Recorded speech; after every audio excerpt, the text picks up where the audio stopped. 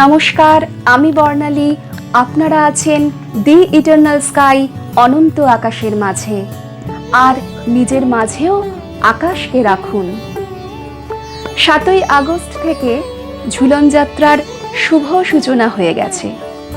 সেই উপলক্ষে একটি নজরুল গীতি পরিবেশন করবে দেবমাল্য চক্রবর্তী। মূল অনুষ্ঠানে যাওয়ার আগে ঝুলন যাত্রা সম্পর্কে কিছু তথ্য আপনাদের সঙ্গে ভাগ করে নেব, কারণ এই তথ্যগুলি সম্পর্কে আপনারা হয়তো অনেকেই অবগত, তবুও ভগবানের কথা সর্বদাই মনকে আনন্দ দেয়। শাস্ত্রে বলে, অনুগ্রহায় ভূতানাং মানুষং দেহমাশ্রিত ভজতে তাদৃশী ক্রীড়া যা শ্রুত্তা তৎপর ভবেৎ।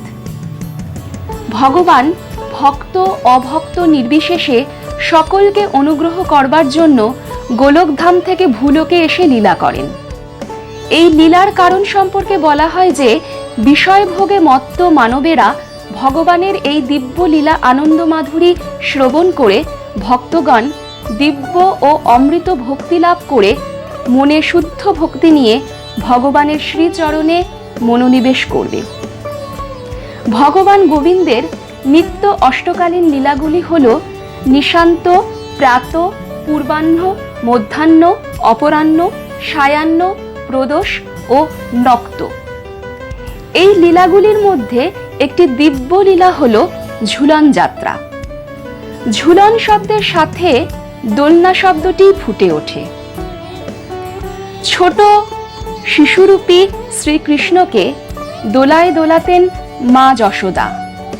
পরে গোকুল বৃন্দাবনেও গরু চড়াতে গিয়ে দোলনায় দুলে দুলে গোপিনীদের উত্তপ্ত করতেন তিনি। আবার এই দোলনাতেই রাধার সঙ্গে দুলে ভালোবাসায় বিভোর হতেন। কৃষ্ণের কৈশোরে তাই দোলনা বা ঝুলনের গুরুত্ব অপরিসীম। বৃন্দাবনে রাধাকৃষ্ণের শৈশব স্মৃতি, বিশেষত সখাসখীদের সাথে দোলনায় দোলার প্রেমলীলাকে কেন্দ্র করে দাপর যুগে এই ঝুলন উৎসবের সূচনা হয়েছিল। এরপর থেকে এখনো গৌড়ীয় বৈষ্ণবদের এটা প্রিয় অনুষ্ঠান। ঝুলন যাত্রার তাৎপর্য কিন্তু বেশ গভীর। এই উৎসবের সময় কৃষ্ণ কিন্তু একা দোলনায় দোল খান না, বরং রাধার সঙ্গে দোলনা ভাগ করে নেন। অনেকে বলেন, কৃষ্ণের সব লীলার সঙ্গেই প্রকৃতির ঋতু পরিবর্তনের এক আশ্চর্য যোগাযোগ লক্ষ্য করতে পারা যায়। দোল মানে বসন্ত উৎসবে তিনি মাতেন রঙের খেলায়। তারপর গ্রীষ্মের দাবদাহ থেকে জুড়োতে হয় চন্দন চর্চা দিয়ে স্নান যাত্রা। তারপর আসে বর্ষাকালে সবুজের সমারোহে প্রকৃতির সঙ্গে সেজে উঠে ঝুলন যাত্রা, ও শেষ হয় রাসলীলা দিয়ে। তাহলে কি প্রকৃতি ও প্রেমকে একসঙ্গে মিলিয়েই প্রাচীন ভারতে শুরু হয়েছিল এই উৎসবগুলি?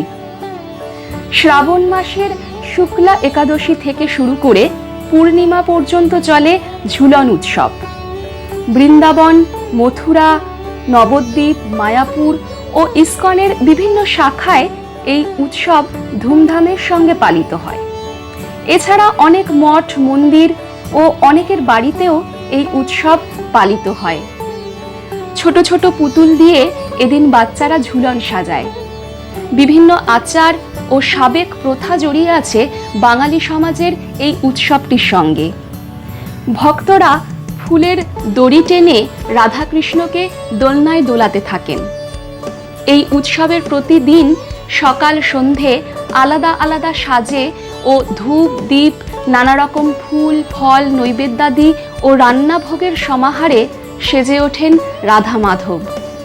তবে সব সাজেই থাকতে হবে সবুজ রঙের আধিক্য ও ফুল, প্রকৃতির সঙ্গে তাল মিলিয়ে, কারণ সময়টা বর্ষাকাল। ভগবান মধুসূদনের এই দিব্য লীলার কথা স্মরণ করে ভক্তেরা তাই শ্রী রাধা মাধব সুন্দরকে দোলনাতে বসিয়ে পুজো করেন। ঝুলন যাত্রা বৈষ্ণব ধর্মের অন্যতম বড় উৎসব। রাধাকৃষ্ণের প্রেমের উদযাপন হয় এই উৎসবের মধ্য দিয়ে। তাই ভক্তের কণ্ঠে ধ্বনিত হয় শ্রী ভগবানের ঝুলন লীলার অপূর্ব সঙ্গীত। গগনে কৃষ্ণ মেঘ দোলে, কিশোর কৃষ্ণ দোলে বৃন্দাবনে, স্থির সৌদামিনী রাধিকা দোলে, নবীন ঘনশ্যাম শনে।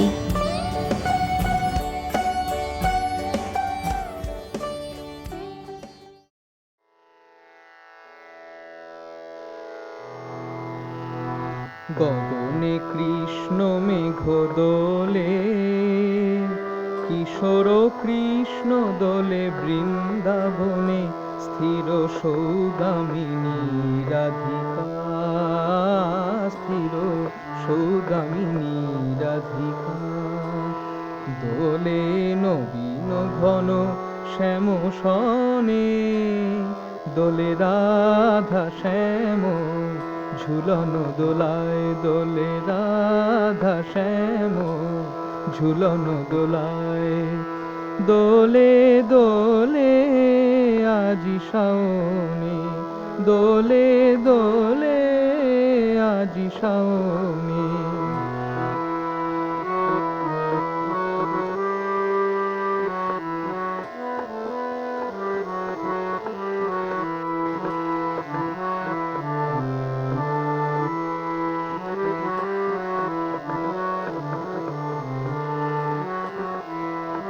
পরিধানী রং ঘাগরি মেঘ রঙর না, পরিধানী রং ঘাগরি মেঘ রঙর না। গাহে গান দেয় দোল গোপিকা চলো চরণা,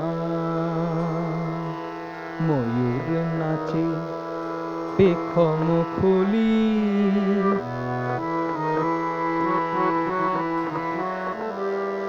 ময়ূর নাচে পেখম খুলি। বন ভবনে দোলে রাধা শ্যাম ঝুলন দোলায়, দোলে রাধা শ্যাম ঝুলন দোলায়। দোলে দোলে আজি শাওনে, দোলে দোলে আজি শাওনে।